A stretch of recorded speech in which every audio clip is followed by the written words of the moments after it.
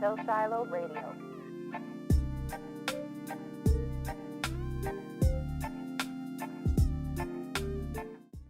Hello everyone, this is Rihanna and you're listening to Till Shiloh Radio, where we discuss human history from the biblical perspective.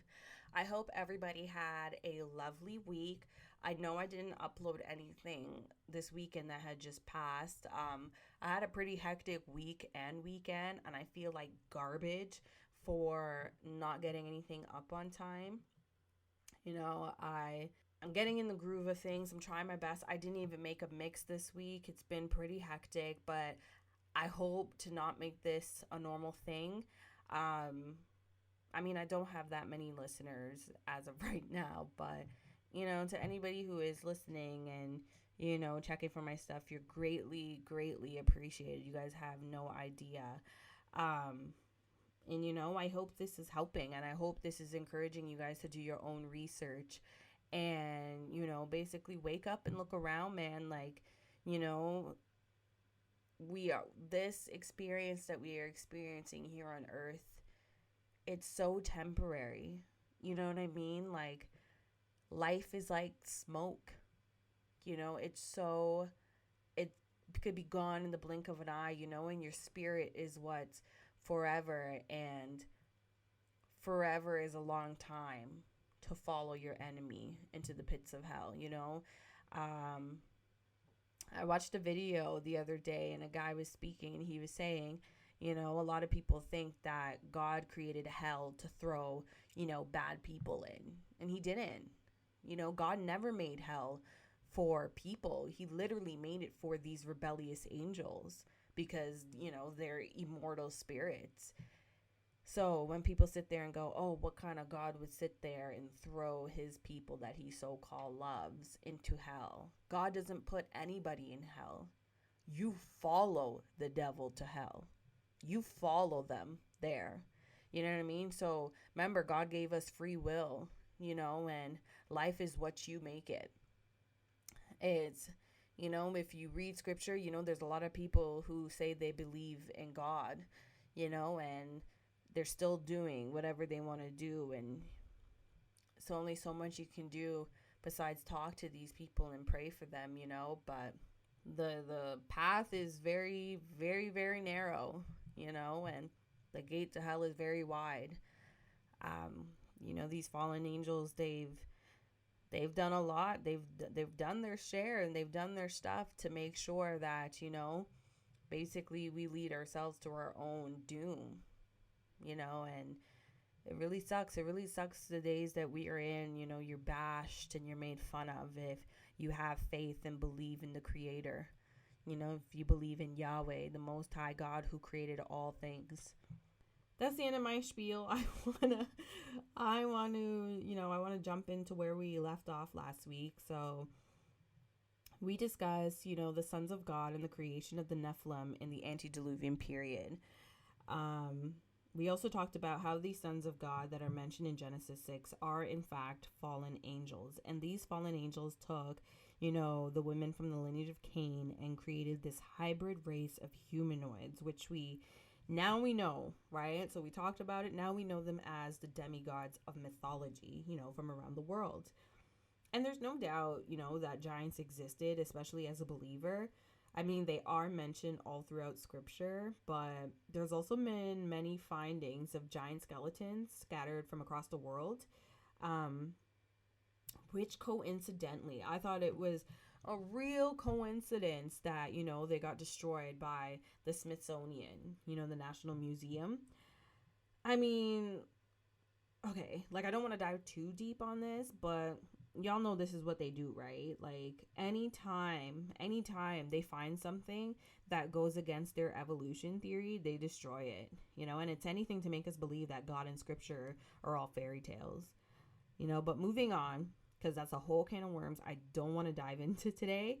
It's definitely for another day, but the one thing we didn't talk about so far regarding these Nephilim is, how were they towards mankind, and did they have anything to do with the fact that mankind had become so wicked in the short amount of time on earth? In the first episode I mentioned that the lineage of Cain got pretty out of hand themselves, and Cain was out here building cities and plundering people for whatever he wanted. And he was also the one that invented weights and scales. You know, everything had to be measured because he always wanted more. And this changed the mentality of mankind. You know, instead of being generous, they became selfish. I also mentioned how Cain and his lineage introduced some of these sacred sciences to mankind and totally corrupted them for their own benefit. You know, these sacred sciences are the same sciences of the secret brotherhood of Freemasonry. And Freemasonry and these other secret societies, I mean, they all have their origins all the way back to the same point in time in history. And yes, I'm talking about the same Freemasonry, you know, all seeing eye with the pyramid, a conspiracy theorist's favorite topic, Freemasonry, okay? This is the same Freemasonry, guys, that is a branch, you know, the hidden branch of corruption in our current world, you know, and they're still carrying out this ancient plan to keep us enslaved, to sustain this matrix that they have built over the past thousands of years, you know, to control us and ultimately worship their god of light, who is Lucifer. So these fallen angels were kind of like a heavenly mafia that called themselves gods, and the humans referred to them as gods as well. I mean, like, people still do. Because, you know, these fallen angels, they are the same false gods of polytheism, and they are the many false gods that the Bible speaks of. You see, these rebellious angels, they wanted to spawn their own creation, separate from the natural creation of the Most High, which led to this boom of these Nephilim or demi-gods or whatever you want to call them. You know, they have many names. But it led to this essential hiccup in the natural order on Earth. In the many legends, like the many different legends of pantheism from all over the world, there's like the Mesopotamian account of creation and the Great Flood. It's called the Atrahasis Mesopotamian account of creation and the Great Flood, to be exact. I just want to read you what it says here. It says that unrighteous rulers were gathering together to plot the destruction of humankind after humankind began to multiply. Okay, that's what the Mesopotamian account says, which it is recorded in Genesis that this destruction of humankind was to take place. And, you know, this destruction was the Great Flood.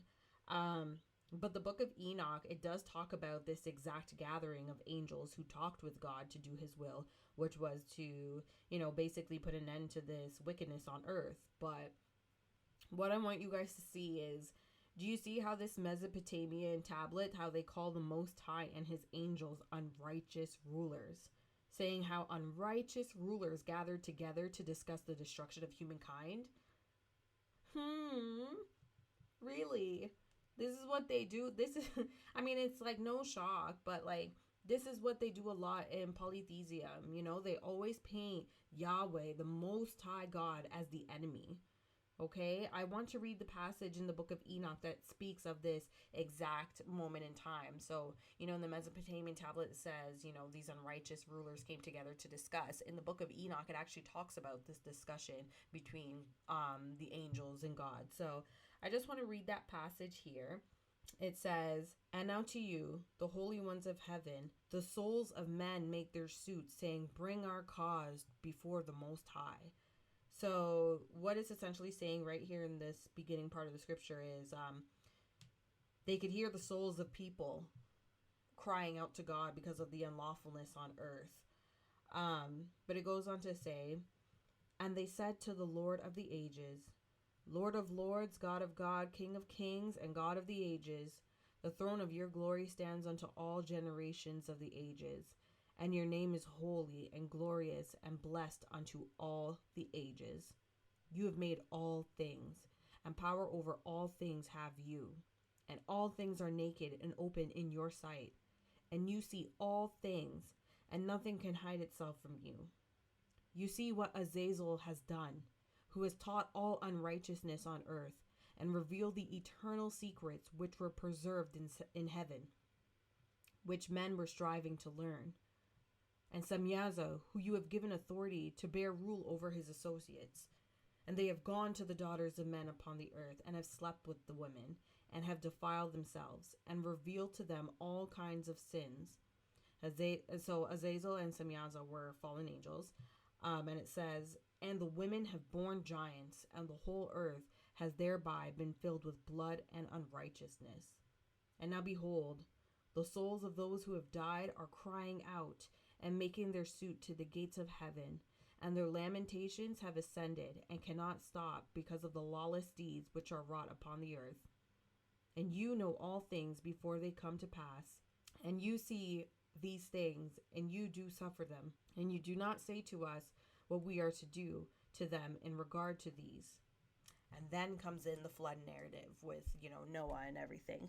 So in this passage of Enoch, these angels are going off about these two fallen angels here, Azazel and Semyaza, who, they were the most infamous of the fallen angels. And they were noted as the chiefs or leaders of these fallen angels. But it was the angel, the first one, Azazel, who was charged with the whole crime regarding the wickedness of mankind, according to this book of Enoch.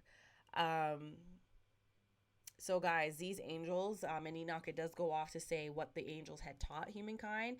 It says here, these angels taught humankind the skills of war, the art of jewelry, and all forms of vanity and arrogance. They also taught, the women how to use makeup, metalwork, and medicine, and astronomy, and enchantments. It says in the text, it says cuttings, which is referring, to the magical arts. And it also says here, they taught them promiscuity and unlawful sexual pleasure. So what I'm guessing is like I know there's a thing called like there's like magic like ritual sex where people have like orgies and stuff to like summon demons. It's like weird stuff, right? So I'm guessing it's all of that kind of like what we consider kind of like satanic, that weird stuff. But it also says here, and I'm going to read it here, it says, they taught the children of men the smitings of the embryo in the womb,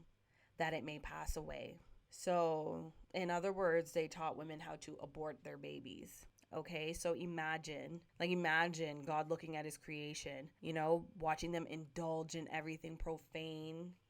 This is what was happening on the earth. And on top of that, you had monster hybrids, okay, that went against the laws of creation and his people worshiping them and these fallen angels.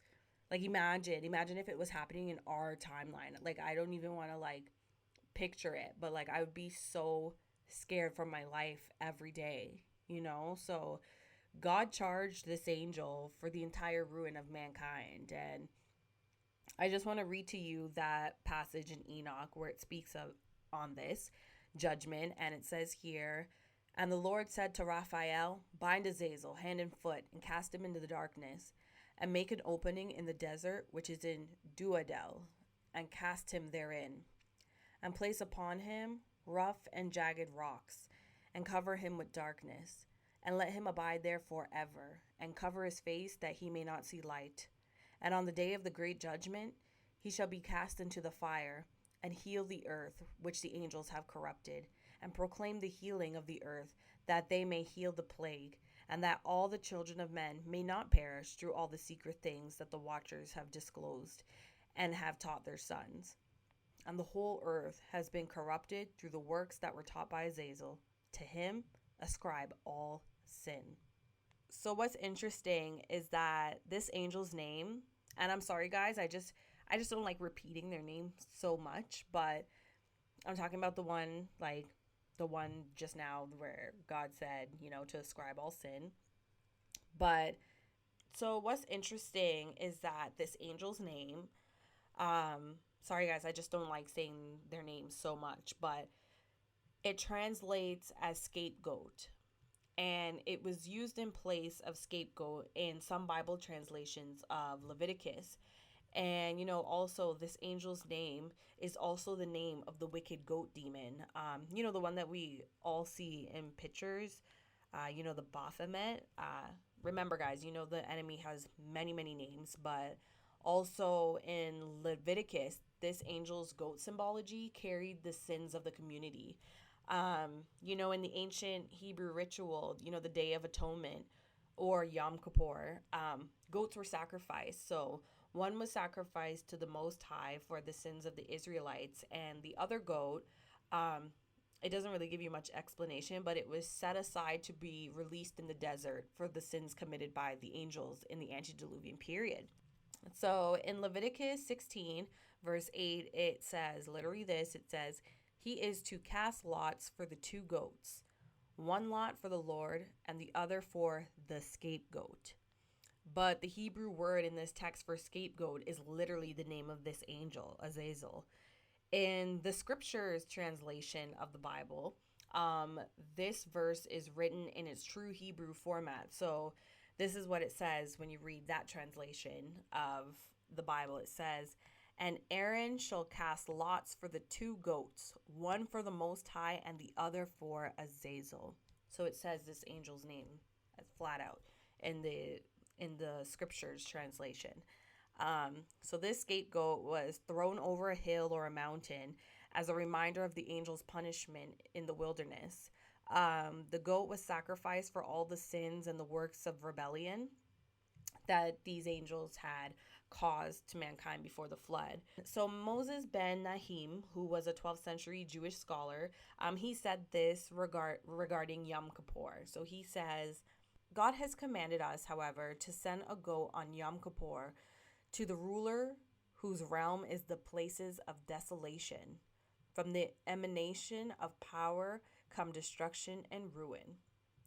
And it goes on to say, his portion among the animals is the goat. The demons are part of this realm and are all goat of Mendes and its pentagram, representing satanic cultures, which are both directly associated with Azazel. So this angel, he gets judged and he's thrown in this prison of desolation. And this is supported in scripture as well in 1 Peter 13, verses 19 to 20, where Yahshua goes in to speak to those spirits after he was crucified, where it says in that scripture, let me pull it up here.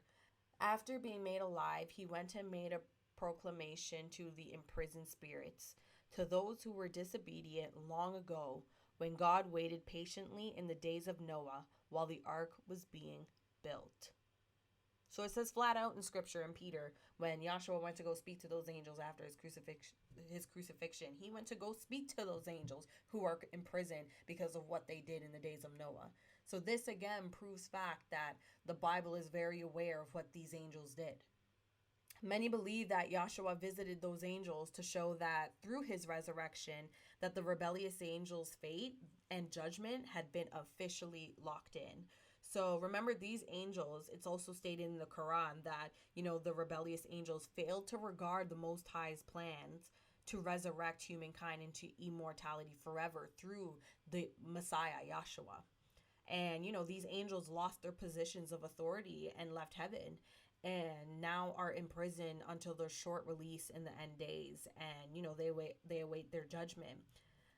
So these same angels, this mafia, they're the same ones who are misunderstood as the Greek gods of Mount Olympus, and the gods of Egypt and, the Mesopotamian mythology. Now we know, okay? Now we know that the daughters of Cain got with these angels and birthed these demi-gods or Nephilim. And we now know just how rotten the world had become in only 10 generations, which resulted in the flood. But the thing is, how did this same situation happen afterwards? Because Genesis says that the Nephilim were on those days and also after. So how did it happen? The same situation happened again, and I want to know, I want to talk about when was the rebirth. Okay, remember, even the Israelites got caught up in the mess and started worshiping, the bull and all this stuff, So I want to dive into this with you guys as well.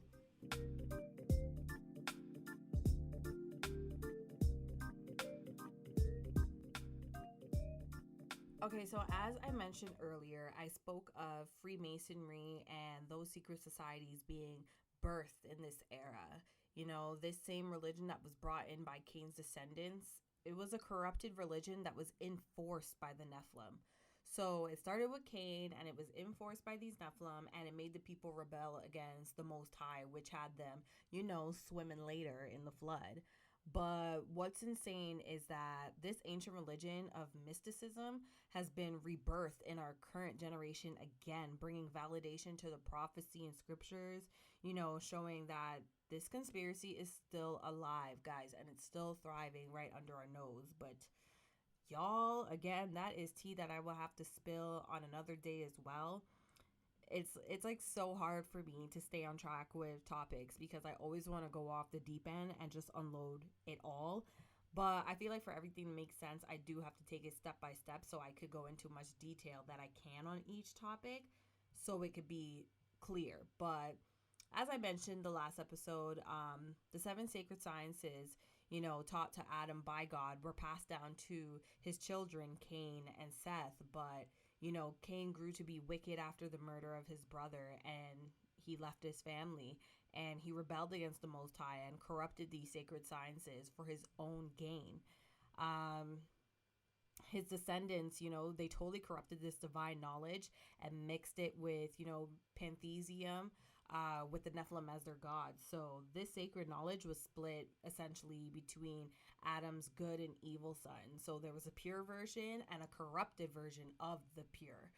And this is also the split between monotheism and polytheism. So the split between believing in one powerful God of the universe and the belief in many different gods. This is where it sparked up, literally from Cain and Adam's son Seth.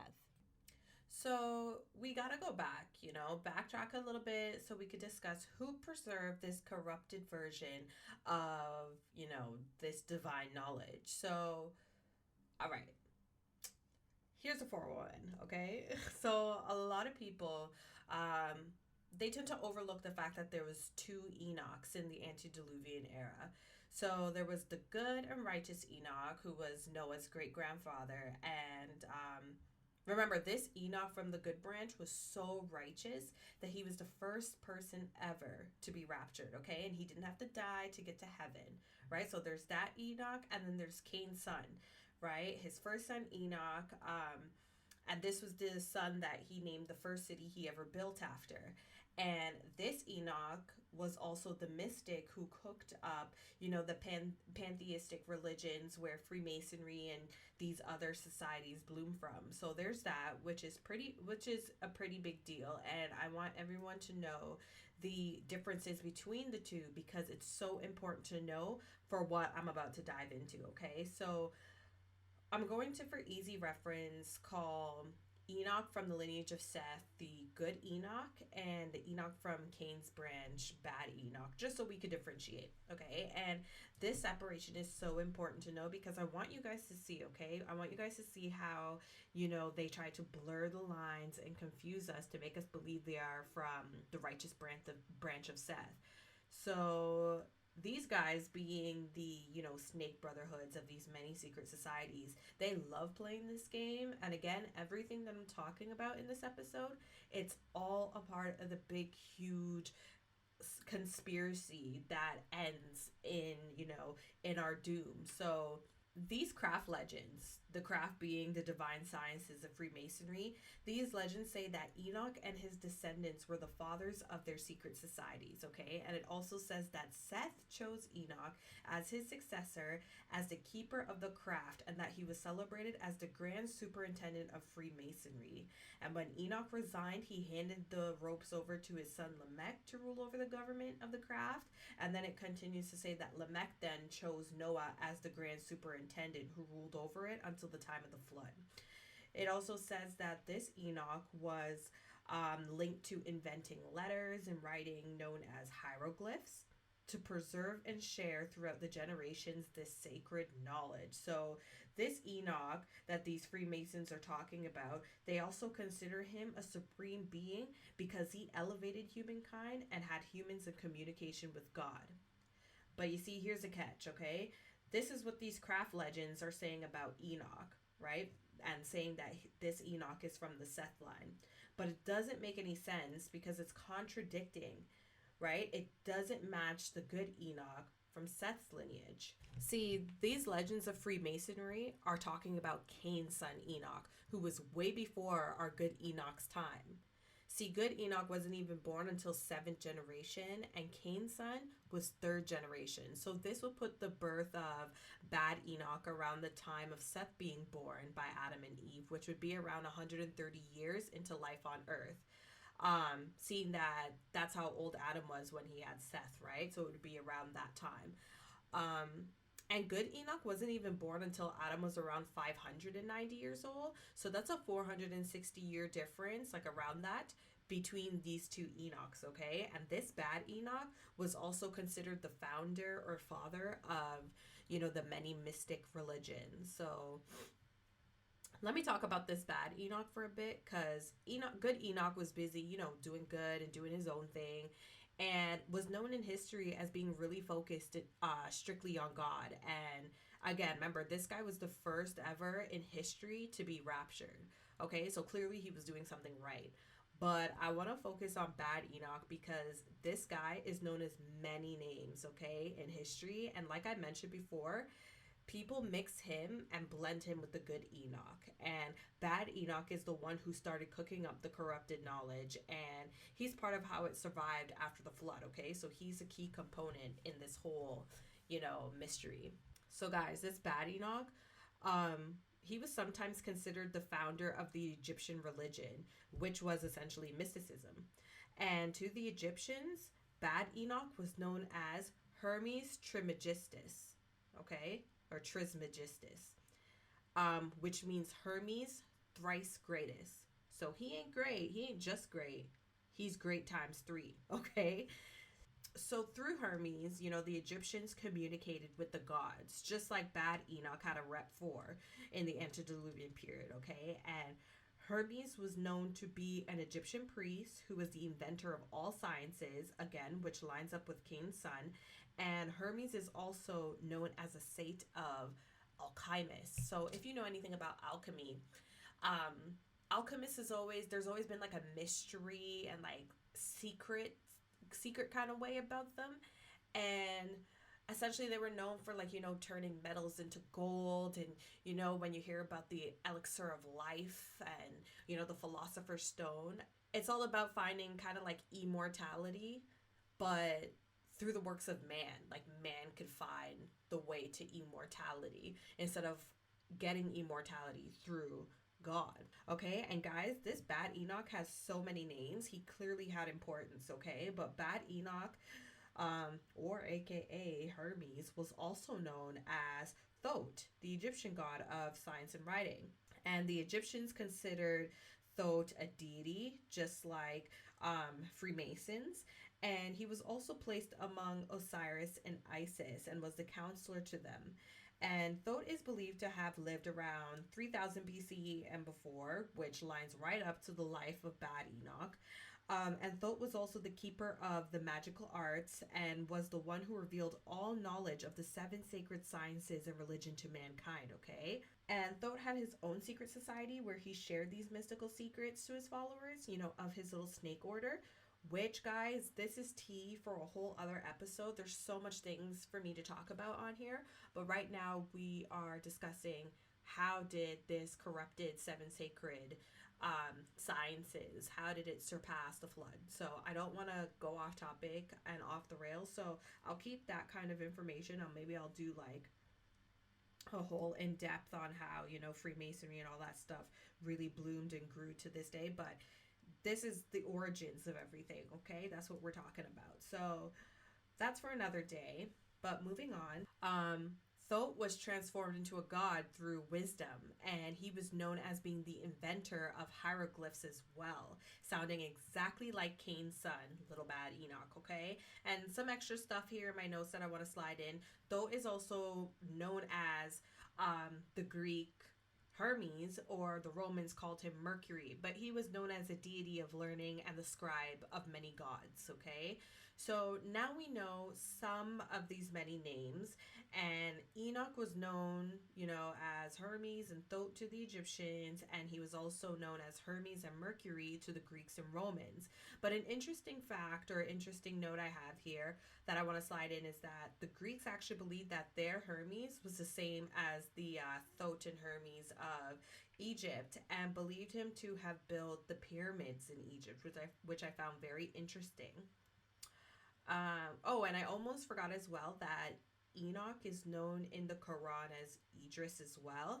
And Sufis, who follow a more mystical version of Islam, just like how there's Gnostics in Christianity, they speak of this Hermes, thrice great here, saying that like the first Hermes lived in the Antediluvian era, so he lived before the flood in Upper Egypt.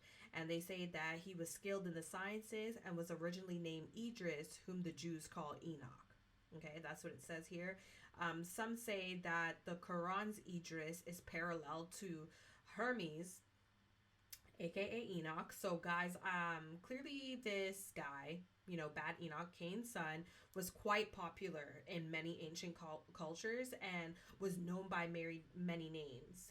And I mean, it appears to be one person when you read all these things about, Thoth and Hermes and all this stuff, right? This Hermes thrice great. But I want to talk about this thrice great. Oh my god, it's like a tongue twister. This Hermes thrice great, or Trismegistus. They say that he was 3 times great because of his knowledge in science. But I mean, low key, it could mean 3 different people, right? Thoth the god, Enoch, Cain's son, who was the founder of this knowledge, and Hermes, who was known after the flood as the priest of mysteries. Okay, it could mean that. So this first Hermes, right, who was before the flood, according to, this whole Hermes Trismegistus, right? This first Hermes was before the flood and was known for inventing writing, okay? And Enoch, okay, aka Hermes, aka Thoth, was worshipped as a god, but homie was still a man, right? And he wrote these secrets on a pillar for the future generations because of the flood to come, right? So you have Noah, and everybody knows, okay, a flood is coming. I mean, it doesn't necessarily mean that some people believed him, right? But this Enoch, Cain's son, he wrote these secrets on a pillar for the future generations because the flood was coming, and he built 9 hidden vaults to protect these corrupted 7 sciences from the apocalypse.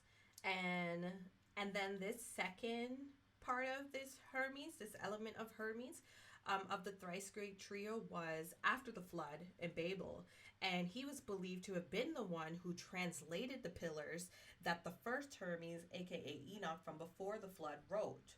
All right, and the third Hermes of the trio was understood as being the same as Thoth, the Egyptian god of science and knowledge in the era of Babel. And Thoth may or may not be Hermes or Enoch, but they say that his wisdom turned this Hermes or Enoch into a god. But Thoth could have just been a fallen angel who started the ultra secret snake order, of this corrupted divine knowledge, but whatever. This thrice great, like this third version of this Hermes, it's just super loaded in Egyptian mythology and religion. So I didn't really get much from that. But essentially all of these 3 versions were fused to this Enoch Hermes, making this thrice great legend. And this Hermes Trismegistus became mythologicalized as a spirit guide, kind of like Buddha and Muhammad and Moses, like in that kind of nature.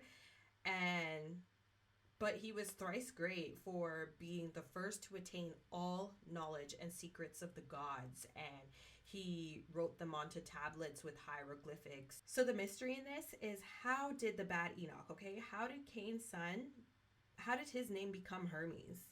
All right, in the Legends of the Craft, which is Freemasonry, it says that Hermes was the son of Cub. But like when you read the Table of Nations in Genesis 10, there is not a single Cub in there. There is not a soul named so. Okay, so this Hermes here, it kind of makes you wonder if he was or was not a Nephilim. Like, you know, one of the ones after the flood I talked about in the last video, there was like the Ammonites or the Amalekites. Those guys have no genealogy in the Bible. They're just kind of like, where do these people come from? Those are the Nephilim, right? We talked about that last video. So it kind of makes you wonder the same thing. There is no cub in the Table of Nations who was a son of Shem. So where did he come from, right? So it makes you wonder. It makes you wonder if this Hermes was a Nephilim or not, you know, because there's no biblical genealogy. And this Hermes here was known as the one who found the pillars written by Cain's descendants, right? With these corrupted sciences. And he's known as teaching the people of Babel, right? Which is after the flood. We know the story of the Tower of Babel. This is an event that happened after the flood. He was known as the one who taught the people of Babel this knowledge, this antediluvian knowledge. Okay, so he brought it back.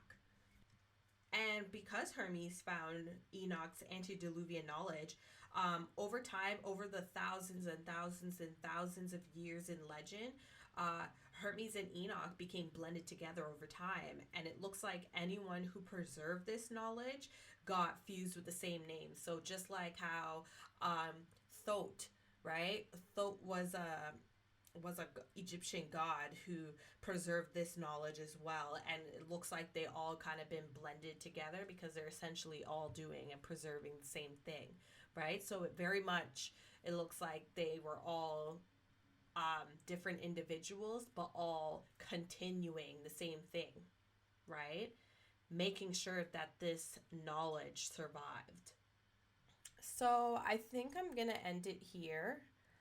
As I said before, you know, the Bible is a book written strictly about the Israelites, no other nations. So when looking for information in the same time era, you do have to be open-minded and research the events happening to the people surrounding them, you know, because they are a part of the history as well.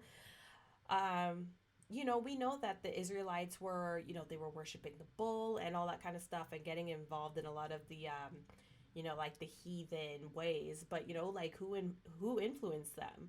You know, like you have to be open-minded and look at history all around to puzzle piece the entire story. So, you know, scripture is as literal as it could be, which is why I look at it straight as a history book as well. You know, and honestly, because of modern science, scripture has been poisoned with these allegorical, you know, interpretations, and this has caused a split in Christianity as well, you know. And this like literal and allegorical interpretation of scripture, it's all a part of the conspiracy as well, guys. Like, this is the devil's greatest trick. The Most High is not a god of confusion, and he never changes, you know. And I just wanted to slide that in there and get it off my chest because this is why things are flying over our heads, you know. But moving on, guys, I really can't stress to you, I'm so relieved and so happy to be doing this podcast. Like, I spent the past couple years doing so much research, and I have like piles and piles of notebooks. And yes, I'm old school. I know we have computers, but I prefer to write everything down. And my fiance and my friends, you know, they asked me and they were like, what are you going to do with all this information? I mean, like, I was talking about it with those around me, and I was literally like a mad scientist just cooped up in my house reading books and researching. And I mean, I thought about writing a book, but it's like, where do you even start, you know? And I mean, I always wanted my own radio show, but I never knew what it would be about. And like, I wanted it to be something of, you know, like of substance. Like, I wanted it to be something great, you know. And I have to give the Most High all the glory because he really does prepare you for your seasons. And I have an outlet, you know. I love history. I've always loved history. And now I have my own show where I could talk about God and I could talk about history, since it all goes back to God, you know. And I'm bringing validation. I want to bring validation back to the scriptures, since, you know, the enemy is working hard, man, and people are falling for it. And I need y'all to put some respect on the creator's name. Okay. But all seriousness though, the lies that the elite has spread and the fact that we're out here living in this lie like they want us to, it's not okay with me, you know. And it shouldn't be okay with any of us. So, I'm out here. I'm just trying to, it's just little me. I know I don't have that much listeners, but who cares? Whoever is listening, God bless you. I'm trying to help everyone learn our true history out here, and the Bible could back us up. The Most High got our back, and, you know, I guess this is the end of the episode. I will be back next week to continue this conversation. I did say that I kind of wanted to do more than 3 episodes on this time era because I definitely went into a lot of detail than I thought I would. And like, I know I usually do my shows around like the half-hour mark. Like, I mean, I totally could do them longer. Like, I see podcasts that go on for like hours at a time, but I feel like for like who, I don't know. Like, I don't know if anybody does have an hour to sit there and watch it, like, or listen, watch me, but watch it. If anybody does have an hour more to sit here and listen to this, then let me know if I should just do them a lot longer. But I thought half hour is a good enough mark. Like, if you're driving to work and you want to listen, I thought half hour is good enough to get enough information out, but not like overloaded. I think if I break it down like this, it gives you enough time to get enough information and still do some research on your own, So I don't know if you like the half-hour segments here. Let me know. But if I could totally do longer, trust I could do longer. I could sit here for 5 hours and talk if y'all wanted me to. All right. But yeah, this is the end of this show. I hope everybody has a good week. I didn't do a music mix this week. Honestly, I've been like really off my game. I haven't really been feeling my best. So y'all pray for me. But yeah, like my main thing is, is talking about this stuff anyways. Like the music mixes aren't priority for me. I just thought it'd be fun. So, if you guys wanted to listen to some good music, you guys still could. And if you want to listen to the show, you still could. But yeah, I'll probably work on a music mix next week for y'all. I mean, it's good practice for me to get my DJ skills in, so that's always a good thing. But yeah, so I hope you guys have a good week, and I will be back next week to continue the discussion.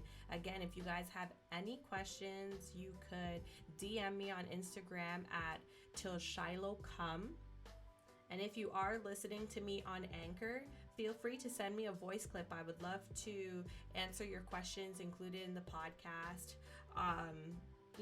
Like we should talk about things together. If you guys, after I get past this whole, this whole history and, the conspiracy of it all, how the secret societies and the government all intertwine to, these Nephilim and the Antediluvian era, let me know what kind of topics you want me to talk about, because trust me, I got tea for it all. All right, so you guys have a good week, and I will talk to you guys later. Bye. Till Shiloh Radio.